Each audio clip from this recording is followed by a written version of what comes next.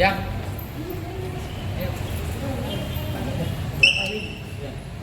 Makanya dia berubah sekarang kan. Sampai pingsan.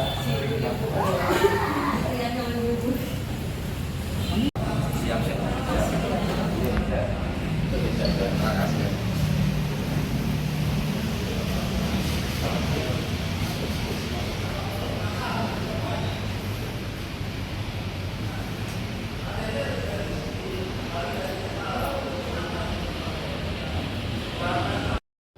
Ya, membiarkan ya.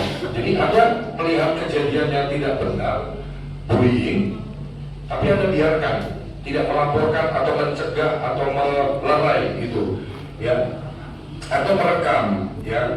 Tapi saya kira langkah awal preventif adalah bagaimana merekam penting banget supaya ada otentik. Tapi harapannya sebelum sampai ke tahap merekam, buka-buka CCTV, dari teman-teman sendiri yang ada di sini harus punya willing, harus punya kemauan keras untuk bagaimana tidak ada bullying, tidak ada manfaatnya teman-teman. Ya, Om Jo mungkin di sini kalau ada yang follow saya di TikTok saya ada 7,9 juta pengikut di. Om Jo sendiri berangkat dari keluarga yang sangat sederhana, dari Semarang, merantau ke Jakarta 2007, teman-teman. Ya, anak laki satu-satunya. Kalau ditanya, banyak teman-teman bilang amalan Om John apa sekarang kok bisa terkenal di media sosial, subscriber di YouTube saya udah 500.000 lebih, di Instagram saya 1 juta lebih pengikut, ya. Dan saya punya perusahaan ada total 8, bukan perusahaan fiktif, tapi menghasilkan uang semua. Total karyawan saya 300 lebih, ya. Bentar lagi waktunya bayar THR, banyak banget, ya. Jadi saya cuma lulusan SMA teman-teman. Ya, saya cuma lulusan SMA karena orang tua saya dari keluarga yang sangat sederhana. Ya, kenapa saya bisa di titik hari ini? Karena saya punya kemauan keras untuk bagaimana bisa membahagiakan dan memuliakan ayah ibu saya mumpung masih hidup. Ini poin penting. Ketika Anda punya selalu keinginan dan rasa sayang yang nyata ya. Jadi kalau sayang itu jangan cuma aku ditanya, sayang sama orang tua, sayang. Takut gak kehilangan orang tuanya? Takut. Tapi habis sudah itu keluar, dia melakukan tindakan-tindakan bodoh yang bisa memalukan orang tuanya. Belum bisa nyenengin tapi udah bikin malu. Ya, saya minta perhatian adik yang keriting itu berdua pakai kacamata. Ya itu, ya kamu jangan nengok kamu. 1, 2, 3, 4, 5 ya itu kamu. Nah ini nih, nah ini berdua. Kalau orang lagi bicara nggak boleh ya kamu ini, ya kamu, iya kamu ini, yang keribu ini, ya, yang bullying saya setuju.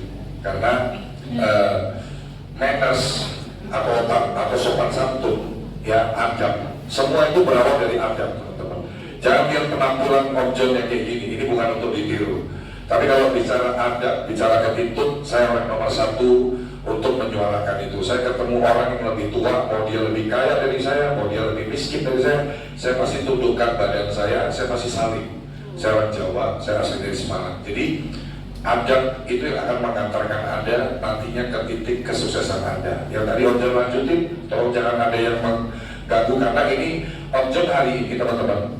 Alhamdulillah karena saya pengusaha, saya influencer juga, saya konsep sendiri, saya ngedit sendiri, pagi pun itu sudah full. Tapi saya dihubungi oleh Pak Sunan Kalijaga, ini abang saya dan Kak Edi, ya Pak John minta waktunya untuk sosialisasi stop bullying. Pak, saya bersemangat banget. Ketika saya diajak, saya bersemangat banget. Kapan Pak? Ayo, saya mau. Ini bagian dari tanggung jawab saya. Tapi ini anaknya Pak Sunan Kalijaga mengalami tindakan pembulian di sekolahan, ya, dan alhamdulillah proses berjalan sampai ke persidangan. Jadi nggak main-main teman-teman ini sesuatu yang mungkin Anda lihat konyol, Anda lihat ini. Dua tangan kita itu penuh dengan alasan. Kenapa? Dua tangan kita dari Tuhan tidak akan mampu menutup jutaan mulut orang yang membicarakan kita. Tapi dua tangan yang diciptakan Tuhan cukup untuk menutup dua telinga kita agar fokus terhadap masalah.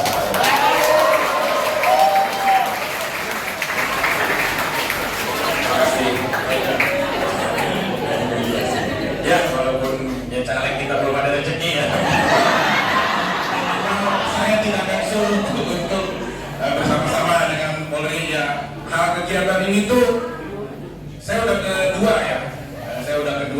kegiatan ini, dan memang kegiatan ini kita lakukan dengan hati karena anak saya juga yang paling besar ada cinta karena ayah Fisabilillah Prasetyo Demoro gitu. Ya memang karena saya turunannya cuma bukan turunan Ningrat, turunan Nagrek ya, emang namanya agak panjang. Jadi putri saya juga sering mengalami sisi seperti itu, kayak yang mungkin selama ini beredar ya. Kita itu sebagai objek media tidak akan bisa menolak apapun pemerintahan tentang kita, ya. Tapi itu alasan kita, Tuhan menyiapkan hati dan mental untuk kita.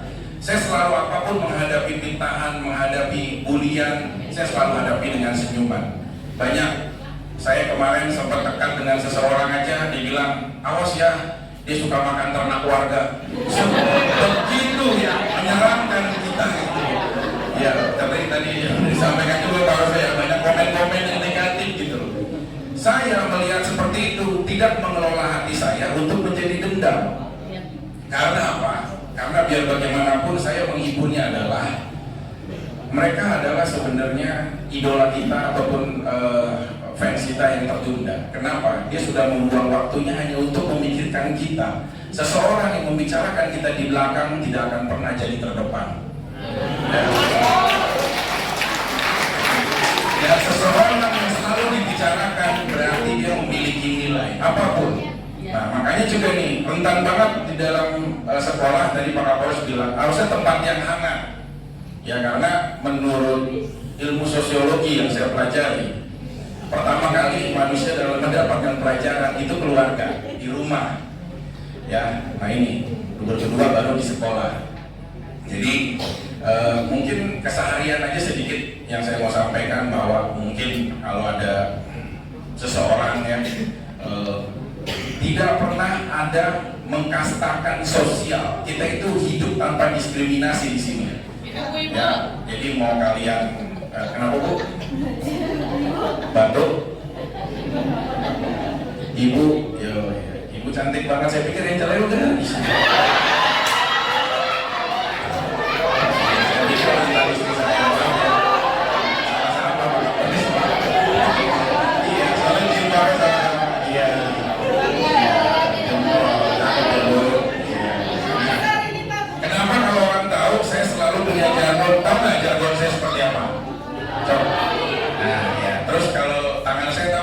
Keluar saya selalu bagaimana tangan saya coba.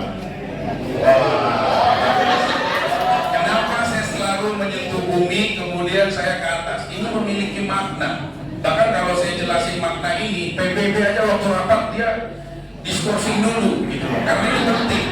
Pertama, saya selalu menyentuh tanah bahwa kita manusia berasal dari sarikati tanah, tidak ada perbedaan dari asal muasal kita. Terus kedua, saya selalu ke atas bahwa kita itu tidak apa-apa dan lemah, hanya makhluk ciptaan dari Sang Maha Kuasa, yaitu Allah.